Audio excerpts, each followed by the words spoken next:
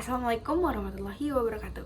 Halo semuanya, perkenalkan nama saya Hanifatun Nazwa dengan NIM 666123018.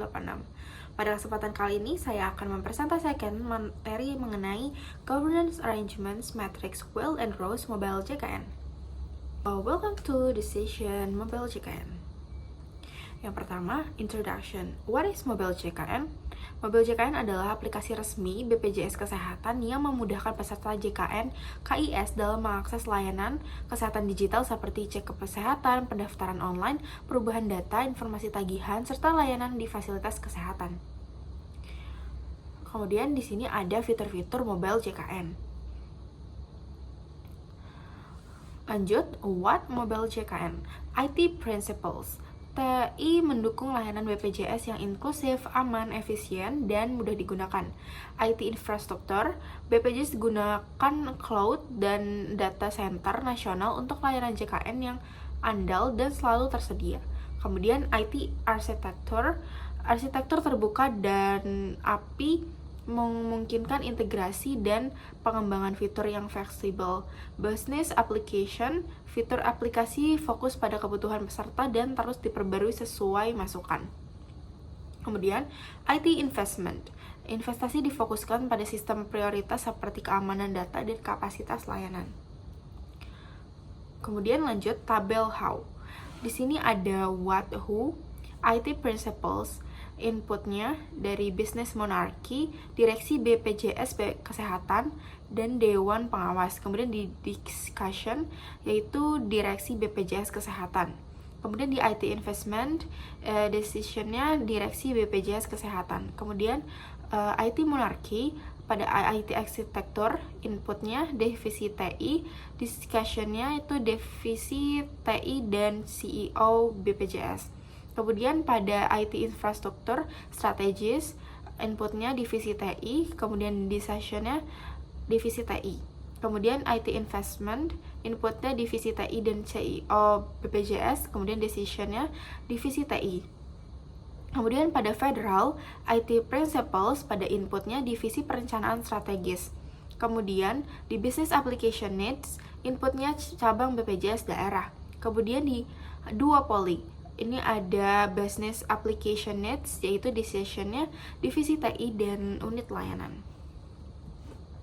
Kemudian kesimpulannya, aplikasi Mobile JKN tidak murni menggunakan satu model, melainkan menggabungkan pendekatan federal dan duopoli untuk menyeimbangkan kontrol pusat dan kebutuhan operasional di lapangan. Hal ini sejalan dengan karakter layanan publik yang harus stabil secara sistem dan responsif terhadap kebutuhan peserta. Kemudian sarannya, untuk meningkatkan aksesibilitas dan kenyamanan peserta, disarankan agar BPJS Kesehatan mengintegrasikan layanan WhatsApp dengan Mobile JKN.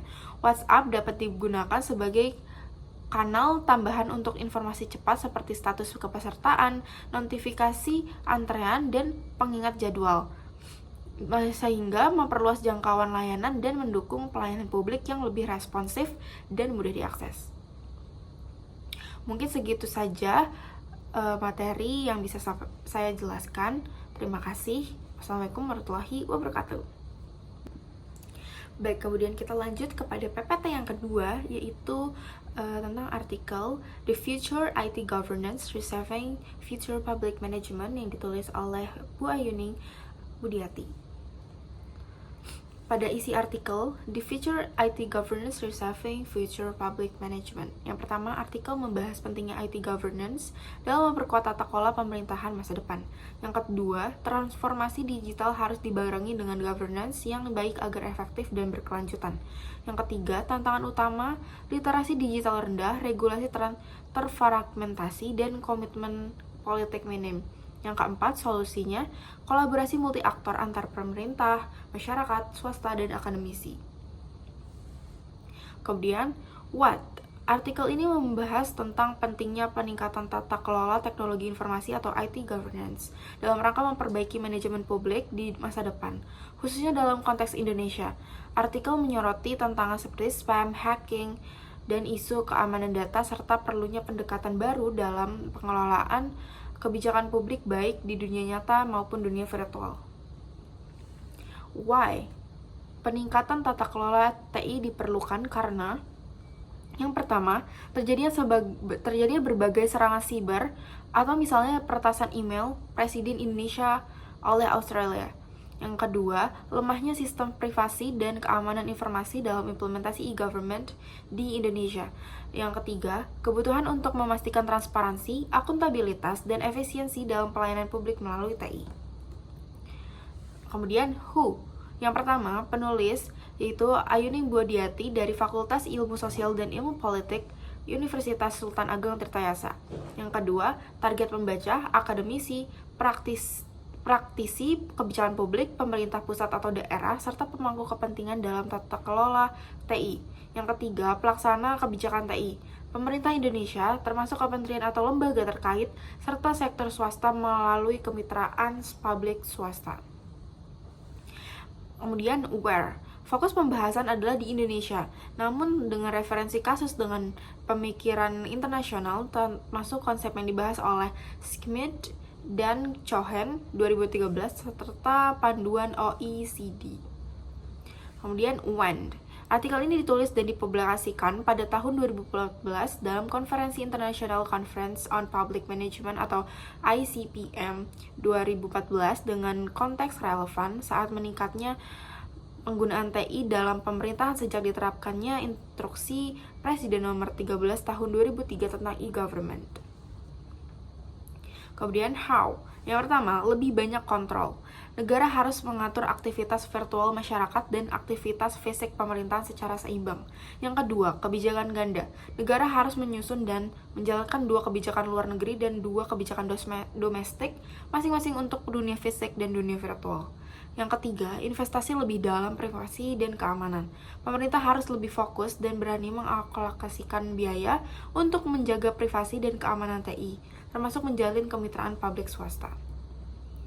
Kemudian kesimpulan, artikel ini menegaskan bahwa peningkatan tata kelola teknologi informasi atau IT governance sangat penting untuk memperbaiki manajemen publik di Indonesia, khususnya di tengah meningkatnya tantangan digital seperti serangan siber dan lemahnya sistem keamanan informasi.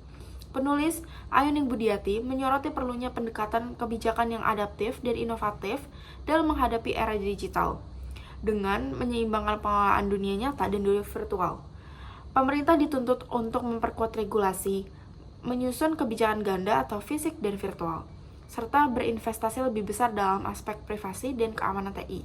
Kolaborasi antara sektor publik dan swasta juga menjadi kunci untuk mewujudkan pelayanan publik yang transparan, akuntabel, dan efisiensi melalui pemanfaatan teknologi informasi. Baik, mungkin segitu saja yang bisa saya sampaikan. Kurang lebihnya mohon maaf. Wassalamualaikum warahmatullahi wabarakatuh.